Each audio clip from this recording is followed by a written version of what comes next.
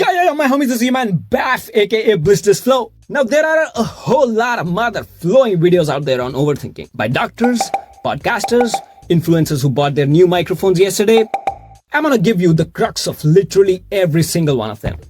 But why trust this weird ass AI character? Because this badass is not about artificial intelligence, but ancient intelligence. The wisdom of saints and sages that disappeared after happiness went on EMIs. That is why this video is the holy mother of mother flowing antidote to your mental masturbation problems. But before we get there, let's see how humans are making a complete ass of themselves. A DJ, spin that shit! I find it really helpful, again, to avoid overthinking, to think about the idea of expected value. Expected value is where you multiply the magnitude of, good or bad with the probability of said good or bad happening. Whoa, did this guy kiss Stephen Hawking's ass before coming on camera? Plus EV or minus EV. Is it a positive expected value?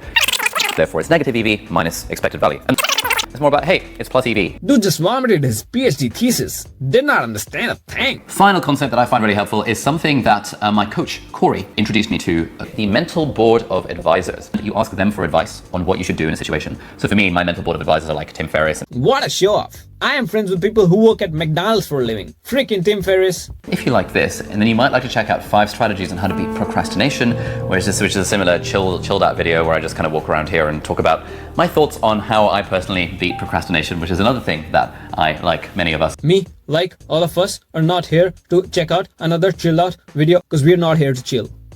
We are here to find a freaking solution so you can kind of walk around and screw yourself.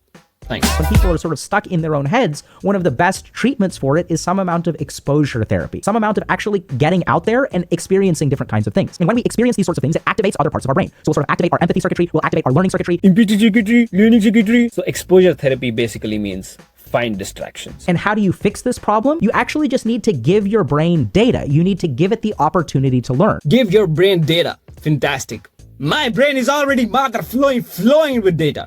And it's using it to ruin my life. Acknowledge that some kind of attempt is going to be anxiety provoking. Maybe breathe into it a little bit. Check out some of the YouTube videos that we have on meditation. Check out Dr. K's Guide to Anxiety and things like that. And then try to actually learn instead of solve the problem. So the plan is maybe breathe, maybe try, maybe give me some money and things like that. Very confident, very scientific. Even my intestine can provide a more convincing answer. The goal isn't to completely stop thinking, but to direct your thoughts in a way that leads you to real solutions. For more tips on managing anxiety, watch these 2 videos on Direct your thoughts. That is the linchpin of Western bullshit. Direct your thoughts. Next, direct your heartbeat. Next, schedule your dreams maybe. Maybe she needs to direct some blood towards her brain. We don't need to direct our thoughts. We need to go beyond our thoughts. Let me explain it right away. A young man went to a Zen master and said, "My mind never shuts up. I overthink everything. Please tell me how to stop." The master placed the candle between them and said, "For the next 10 minutes, just watch this flame." For the first minute, the flame flickered. The man watched. Then the thoughts began. Am I doing this right? Is this meditation? How long has it been? What's for lunch? The flame kept flickering. The thoughts kept dancing. After 10 minutes, the master asked, "So, did the flame bother you?" The man said, "No, not at all." Master said, "Then why did the thoughts?" "You watched the thoughts just like you watched the flame, flickering and dancing, but not entangling." The man said, "But I'm not able to watch them just like the flame. I wonder why. Tell me." The master said, "Are you the flame?" The man said, "No."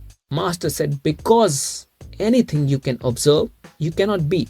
That's why you're not the flame." Now, are you your thoughts? One of my friends used to call me a fart. I told that idiot, I cannot be a fart because I can observe my fart. Same logic applies here. I can observe my thoughts. So that is why I am not my thoughts. So the real question comes, who the flow in hell am I? There's a brutally simple line from Ramana Maharshi. He asks, to whom do these thoughts come? I sat with this question for weeks, for months, and something weird happened. The question disappeared, and what was left was pure awareness. A witness to everything. Pure, effortless awareness. You see, you have a body, but you're not the body. There is something that is aware of the body aging. You have a mind, but you're not the mind. There is something that is aware of the thoughts appearing and disappearing. That's the place. That's what we stay with. So the real question is, how do you live off that awareness? Every moment. And that's exactly what the next story shows. So there was this guy who wanted to stop overthinking. First, he tried chanting. Every morning, Rama, Rama, Rama. Mind calm and peaceful. Then he went shopping. Now Rama checked price tags with him. Rama asked for discounts with him. And Rama got offended when the salesman ignored him. Thoughts came back like a hungry street dog. Next, he tried meditation. Eyes closed, breath slow. Mind calm and peaceful. 2 minutes later, first thought, did I do it right? Second thought, do I overthink more than my friends? So he said, fine. Journaling, wrote, I am grateful. I am enough. Mind calm and peaceful. Close the notebook, open Instagram. Someone younger bought a bigger house. Now gratitude closed its notebook. So he went to Vipassana. 10 days silence, no phone, no talking. Mind calm and peaceful. Day 11, airport. Security guy was rude. Vipassana crashed midair. So he said, nuclear option. Ayahuasca. Ego died, universe melted, God hugged him. Mind more than calm and peaceful. 2 weeks later, someone at work took credit for his idea. Ego came back faster than the thought of Rama. Finally, completely exhausted, he went to a realized master. Before the guy could speak, the master looked at him and said, relax, your problem isn't the mind, it's your resume.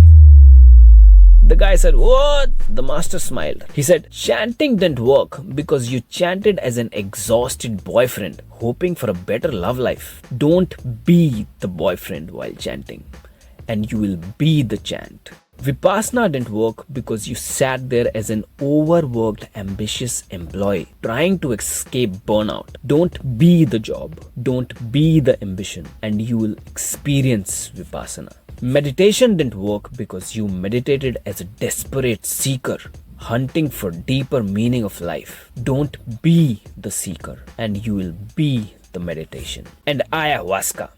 Anyway, that noob shit does not work for anyone. The master leaned in and said, as long as you're identified with anything, lover, worker, seeker, thoughts have work. As long as you're identified with something, thoughts won't stop. Stop practicing as a resume. Practice as no one. That's why I said, your problem isn't the mind, it's your resume. So I'll leave you with one simple practice. It's one of the most powerful ways to come back to awareness. It especially works if your mind was raised in a Western education system. On the inhale, take this thought. I am not the body. On the exhale, take this thought. I am not the mind. I am not the body. I am not the mind. This practice reinforces your intent to know who you are by first discarding who you are not. The exact practice is available on the Miracle of Mind app, and it's free for life. If this hit deep, open the app and practice for 7 minutes right now. Come back, drop a comment, and let me know how you feel. Let's cure this world from overthinking. 7 minutes at a time. Blissed AF.